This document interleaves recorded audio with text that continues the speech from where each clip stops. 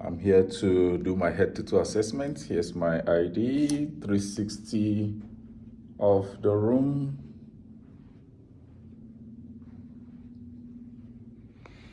There's my phone back. Backward.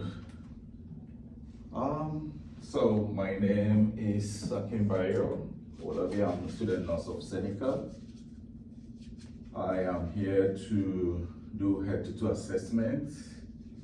And can I confirm your name and date of birth? My name is Sarah. My date of birth is November 10th, 2019. Do you have any discomfort? Do you want to use the washroom before we start? No. Okay.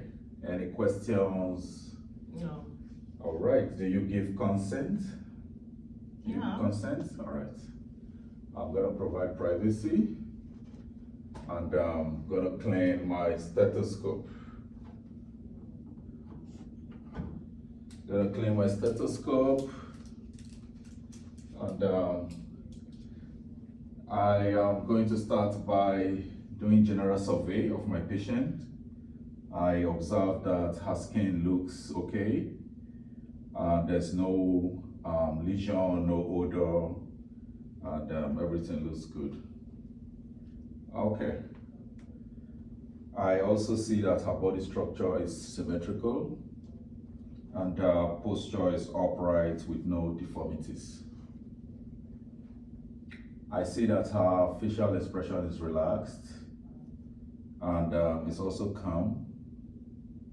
Her speech is clear, and she's also maintaining eye contact. I'm going to be doing the gait test next. Can you please come down and help me walk there and come back, please? Thank you.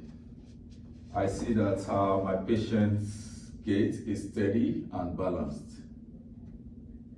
There is no sign of respiratory distress. Can you please confirm today's date, place, and time? Today's date is 28th. The time is 2 o'clock, and we're in Seneca College campus. Okay. King's campus. Thank you. See that my client is alert and oriented times 3. Her behavior and speech is also normal.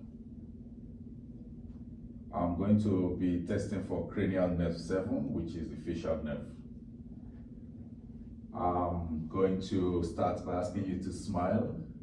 Can you frown? Can you puff your cheek? Puff your cheek. I'm going to be pressing your cheeks. Okay. Can you close your eyes? Close your eyes. I'm going to try to open your eyes. Just don't. Okay. My patient's movement is symmetrical. I'm going to be testing next for oculomotor, cranial nerve 3. I'm going to be performing that with the pen light.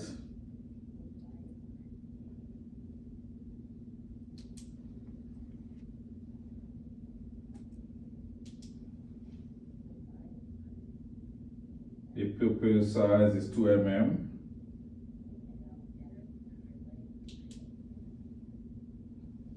Can you help me look up, and down, up, look down?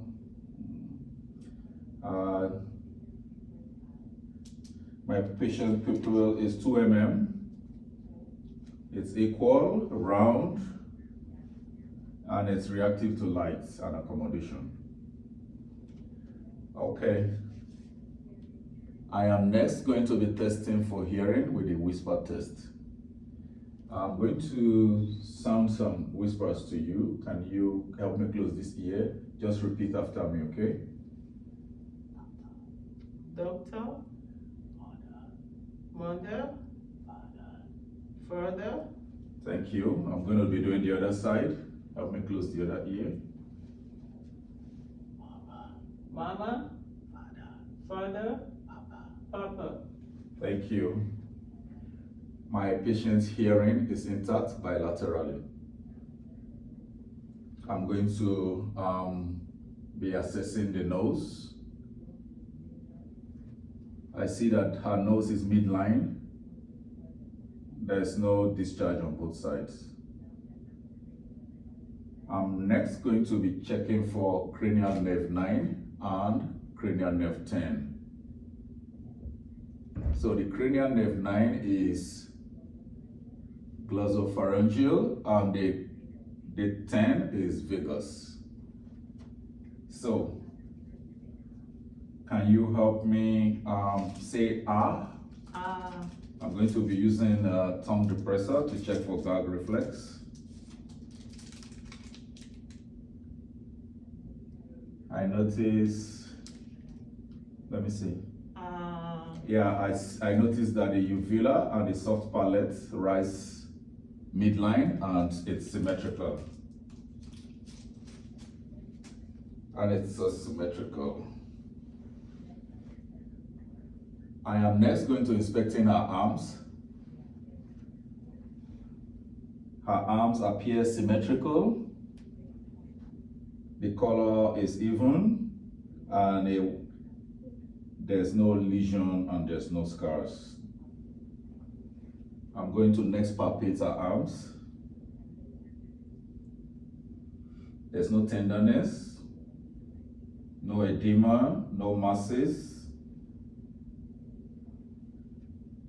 There's no edema, no masses, no lumps, no bumps. Her skin was warm and dry on both hands. I am next going to be doing capillary refill.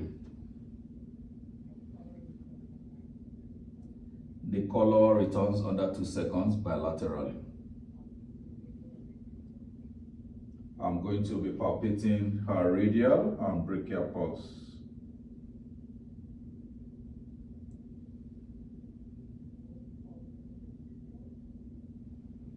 Both pulses are equal, strong, regular rate and rhythm bilaterally.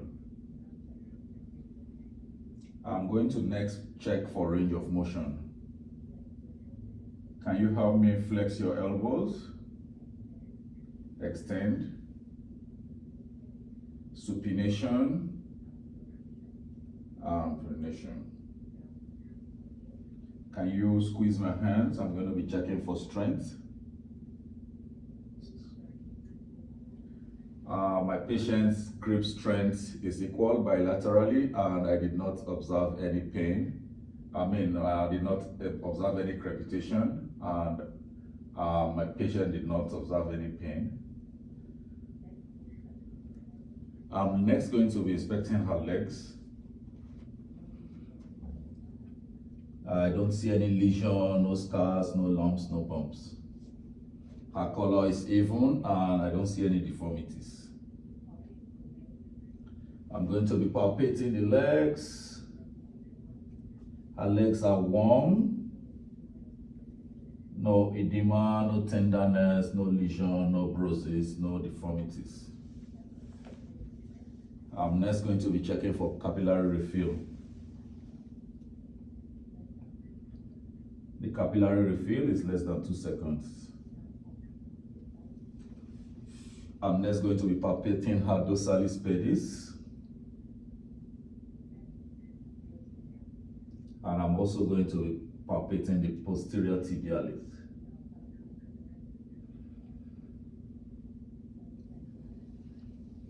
I'm going to sanitize my hand. The both pulses were equal, strong, and the regular rate and rhythm was equal bilaterally. I'm next going to be doing range of motion. Can you help me flex your knee and extend? Yeah. Nice. Can you help me push up against my hands? Plantar flexion and dorsiflexion. Push up against my hands. Okay. Done. Patient had no pain or crepitation. I'm going to next perform hand hygiene. I'm next going to be inspecting her chest. From my observation, her chest is symmetrical. I don't see any scars, no lesion, no moisture, no lumps, no bumps. Her anterior posterior transverse diameter is normal, and the ratio is 2.2 to 1. I am going to next be palpating her chest. I don't see any tenderness, no masses, no lumps, no bumps, no moisture. Her chest expansion is symmetrical. I am next going to be auscultating her lungs. I'm going to be using the diaphragm. Whenever you feel the stethoscope, just take deep breaths, deep slow breaths. I am going to be listening to one full breath in each location. I'm going to be starting from the top of the clavicle.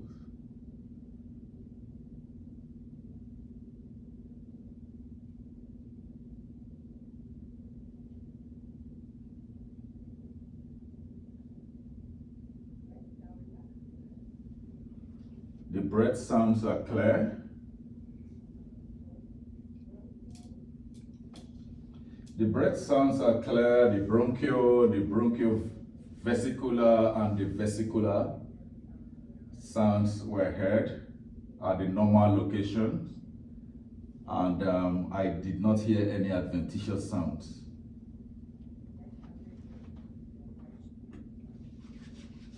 I am going to next be listening to your listening to your heart sounds, and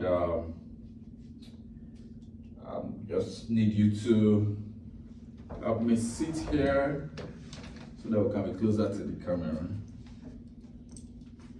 Okay, heart sound, I'll use the front. Thank you. I'm going to be starting with the aortic valve. The aortic valve is located at the second intercostal space, right sternal border. And I'm going to move on to the pulmonic valve, located at the second intercostal space, left sternal border. Coming down, I'm going to be listening to the air points located at the third intercostal space, left sternal border, where S1 and S2 are equal. The aortic valve and the pulmonic valve, where I have both S2 loudest. Then moving on to the tricuspid valve. This location is the fourth intercostal space, left sternal border. I have the S1 loudest.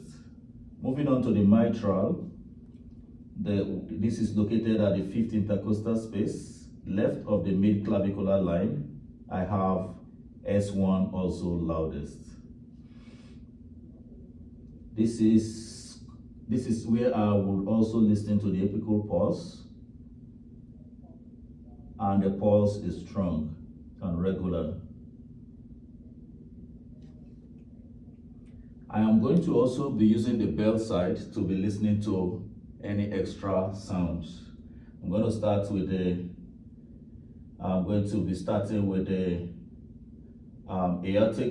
aortic valve, moving on to the pulmonic, the herbs, and I'm going to go to the tricuspid and to the mitral. I do not hear any extra heart sounds or murmurs. Can you help me go back there? Can you help me lay down? I'm going to be observing your abdomen. Next, I'm going to be dripping my patient.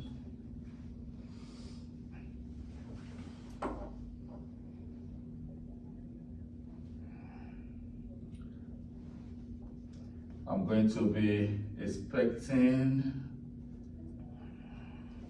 inspecting my patient for contour. I see the contour is flat. It's also symmetrical. I don't observe any scars. Her umbilicus is midline with normal hair distribution. I am going to next be auscultating her abdomen, starting with the right lower quadrant. I'm going to be listening for heart sounds. For bowel sounds, sorry. So, starting from the right lower quadrant to the right upper quadrant, or moving on to the upper left quadrant and the lower left quadrant. I hear bowel sounds active in all quadrants. I'm next going to be palpating her abdomen.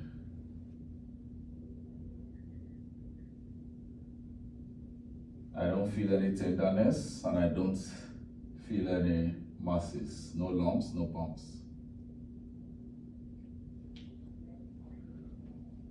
I'm going to next be palpating her bladder.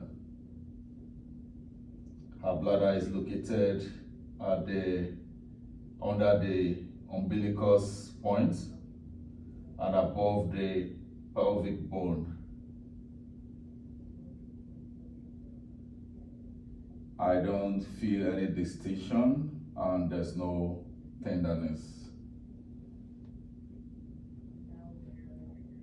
And this is the end of my head to toe assessment. Thank you. Bye.